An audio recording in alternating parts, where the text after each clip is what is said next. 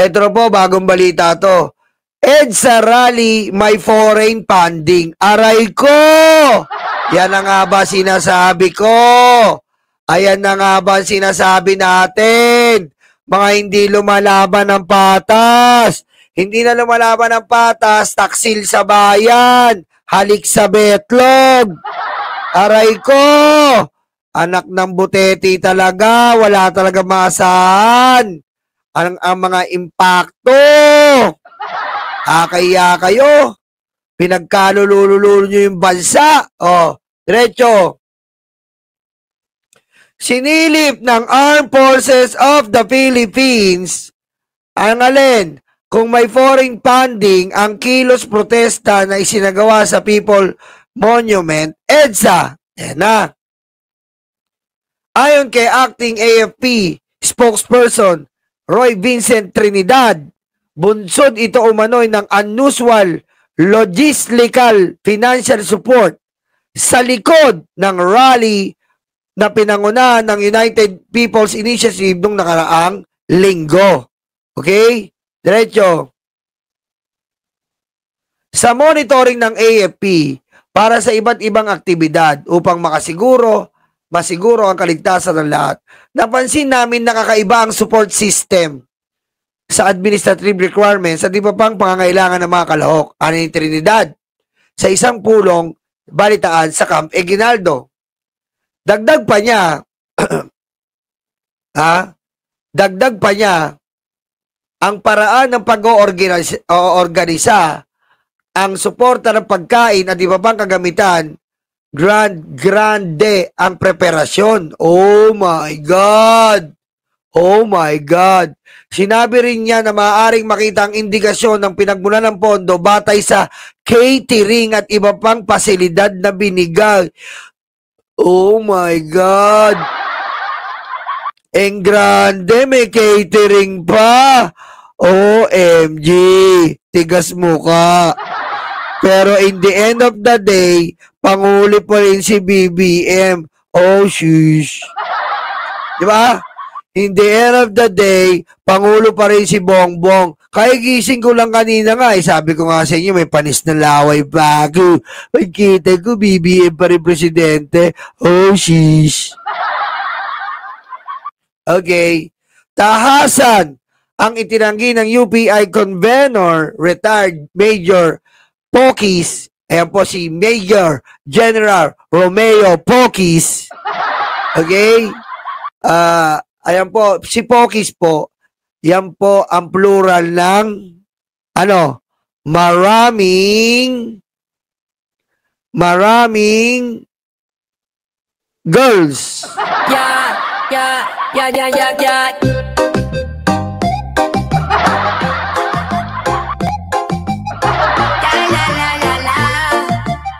Okay? Pag marami pong girls, ang tawag dyan, Pokis. Ang alegasyon, hindi nga namin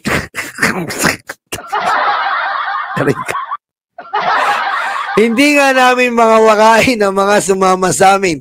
Ani ni Pokis. Ayan, sabi niya. Kapasabay nito, patuloy din sinusuro ng AFP at Department of Interior and Local Government kung may tuturing na inciting to sedition ang ilayang pahayag ng grupo sa nasabing protesta. Tek, no? Sabi ko po sa inyo, basta po mga DDS po talaga at mga grupo na nandyan, ay wala ka pong aasahan kung hindi po mga funded ng China. Gaya nga po to, i-deny man nila o hindi, halatang halata naman. Halatang halata naman na may nagpopondo sa inyo. Ilang beses na po ba natin nabubunyag yan? Kung hindi nyo po nalalaman, doon po sa TRICOM, ilan po ang sponsor ng China para po sa mga post ni Sara Duterte. Pinagmumukha po na magaling, pinagmumukha po na mahusay si Sara Duterte kahit namang walang kakwenta-kwenta. Diba? So, eto pong sinasabi nila na wala daw po nagpondo.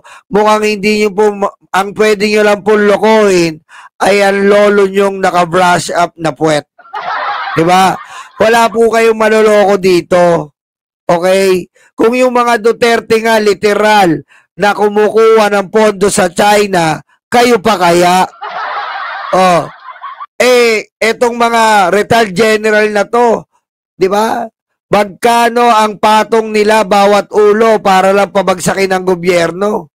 Ayon po sa nakalagay sa FB, 700K per general.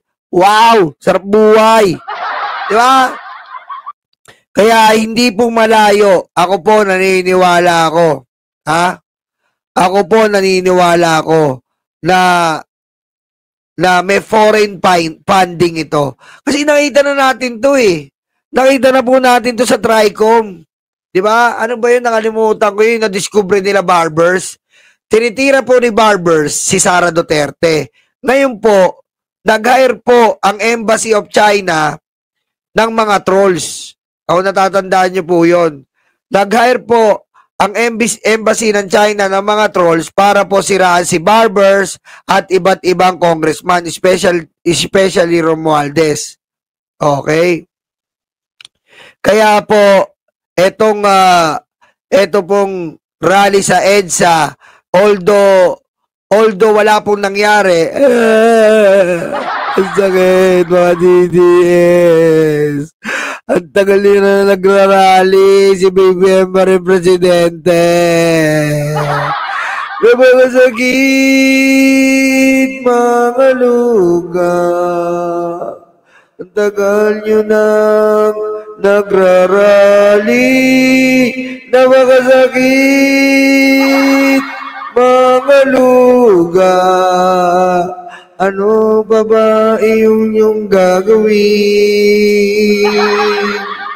Nakirali na sila, humalo sa iglesia, pero wala pa rin, zero pa rin ang nadama.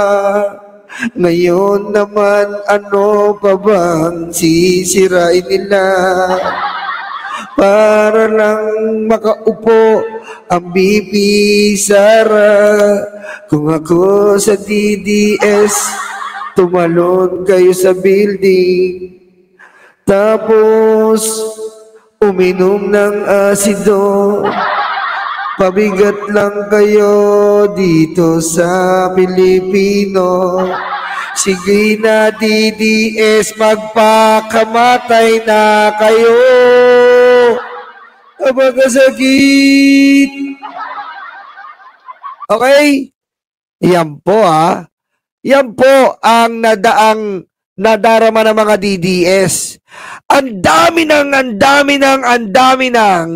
ginagawa. Ang dami ng ginagawa para lang kinasabwat ang mga general, kinasabwat ang mga religious group, kinasabwat, hindi pa rin bumakat. Hindi pa rin bumakat ang kanilang fake news. Ilan pa ba ang gagastusin yung pera para mapakabagsak si BBM? Di ba? Hindi nila mapabagsak. Di ba? Hindi nila mapabagsak. Kasi, iba ang nagtatrabaho, iba ang travel ng travel.